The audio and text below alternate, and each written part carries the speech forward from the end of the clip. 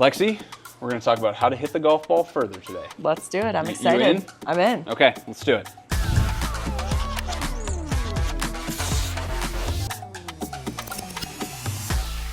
All right, so there are three things that we're going to talk about to help you hit the golf ball further. One of them is how you bend, so how you bend your shoulders and your hips either forwards or backwards. The other one is going to be how you use your knee flex. Okay. Okay, so whether you flex your knees or extend them and when you should do that.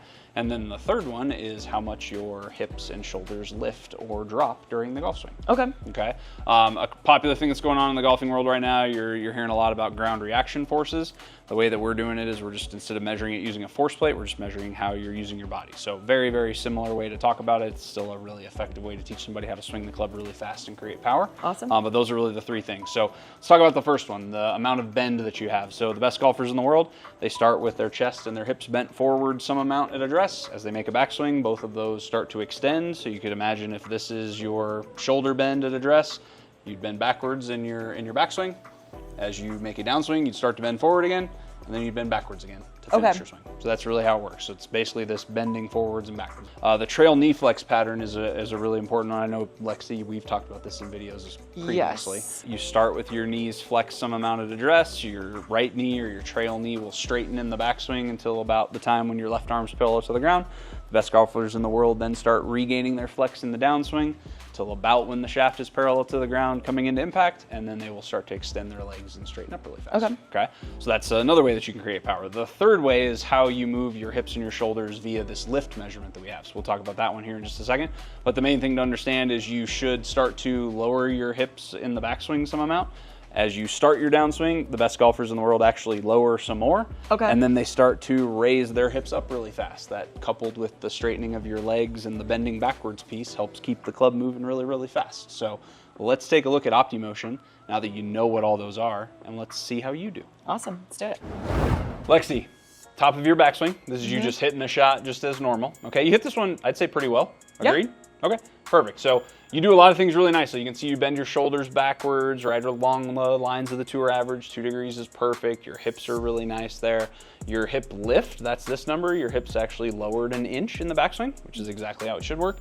And then your trail knee is extremely straight. You can see you're at 2 degrees of flexion. So you've done a really nice job with all of these pieces at the top of your swing. Okay. As you start down, here's where the problems start to exist. So you can see how you start bending back forward in your shoulders and your hips. That's exactly what should happen, so that's perfect. Okay. Here's where this starts to go a little wrong. Do you see how your trail knee actually got straighter? Yeah. Okay, so I know we've talked about this one before. This is the same thing for you at home. If your right knee or your trail knee, in this case for Lexi, stays extremely straight, it'd be really hard to push off of the ground and create any power. Yeah. Right? Same concept again, like if we talk about jumping, it'd be really difficult to jump up in the air if I told you to not flex your knees. Yeah. Right? Your vertical would be about that high. Okay, it's about how I jump normally. So it'd be really tough. Okay, so this is part of the problem. The other thing that goes on, you can see how your hips actually start to move up as well. That number got smaller. Oh, Okay, wow. what the best golfers in the world do, that number gets bigger and so does that number. They both regain their flex and they move their hips more down to the ground. This is what helps them create the power to then push off the ground and extend and move upward. Okay, so as we keep going here, this number should be at about 0 right here at this point in time. You can see how you've actually increased it versus where you were at address. So you're 0.6 inches higher than where you were when you started. You can see how you're starting to get up onto your toes a teeny tiny bit. Your heels are coming off the ground. Your trail knee is still very, very straight at this point in time. Okay, so all of these factors, you hit the ball really far for who you are and how much speed you create, but you could hit it even further if you did some of these things a little bit better. Yeah. Okay. It's crazy, like this stance here just looks so unathletic to me. Like me being so, it just looks like I'm like casually standing there with a golf club in my hands. Bingo. Like, as opposed to a tour player at this point in time, looks like super an athletic stance. Very different. Very different. Very different. Yeah, they bend forward a little bit more in both their shoulders and their hips here. That helps them, again, use the ground as a way to create power through the hit. It doesn't mean you can't hit the ball very far. Like you still hit the ball very, very far for, you know, the club that you're using, which is a 7-iron.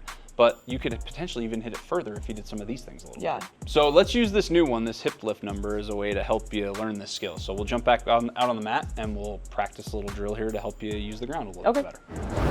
You've done a squat before, yeah?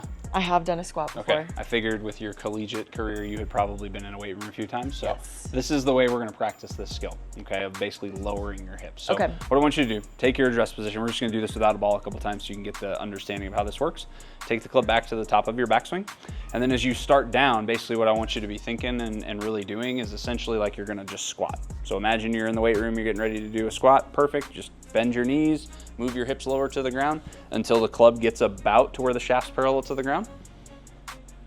Yep, perfect. And then from there, you can move your hips and your knees up as fast as you possibly can and as much as you possibly want. Be a really good exercise just to practice a few times. It's totally fine if you overdo it a little bit, exaggerate it too much. Yep. Okay, so do a couple more of those. And then what I'd really like you to do is you're gonna hit this ball, okay? But you're gonna do this at like 50% of the speed you normally would. Okay. So you're not gonna go super fast. It's fine. If you have to do it a couple times, it's totally cool.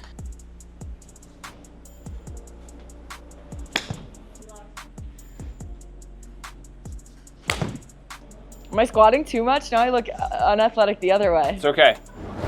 This is really good over here on the right. This is the one you were just practicing, Okay. that squat feel that you were sort of describing to me, okay? So here's the one from before. So you can see your hips move down, your knees very straight, very similar to over here. Like these numbers aren't that different. From the top of the swing, now let's look at what happens in your downswing. So this is really interesting. You see how this number got smaller on your before swing? Yep. And your leg actually got straighter? Look at the difference over here. Yeah, now wow. You're actually starting to move your hips more down. I know your hands are a little further out than you would want. Like that's not a big deal right now. Your knee is much more flexed. Even keep going down when the shaft's parallel to the ground. Now you're getting to zero. Yep. Like now your hips are coming back to where they were. You can see your leg starts to straighten versus over here. Your hips keep going up. Your knee stays really straight. This makes it much easier to use the ground to create power versus this one where your legs are essentially as straight as they can be. Yeah. You can't push off the ground. All you have is really the energy in your toes to create that that energy moving from the ground into your body. So really nice job over here. What was that sensation like, or what were you really thinking about when you were doing this? It's weird because it felt so much like a squat, and that's something that I've obviously never experienced before in my swing, clearly. So it had a completely different feel to it. 100%. And it was weird also to get used to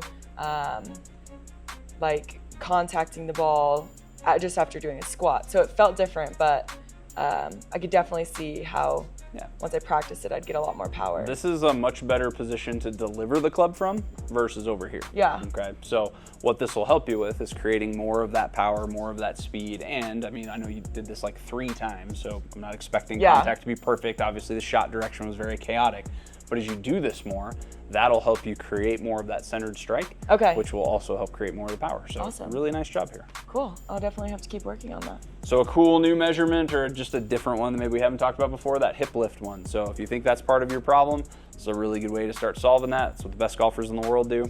Be a good way to hit the ball further.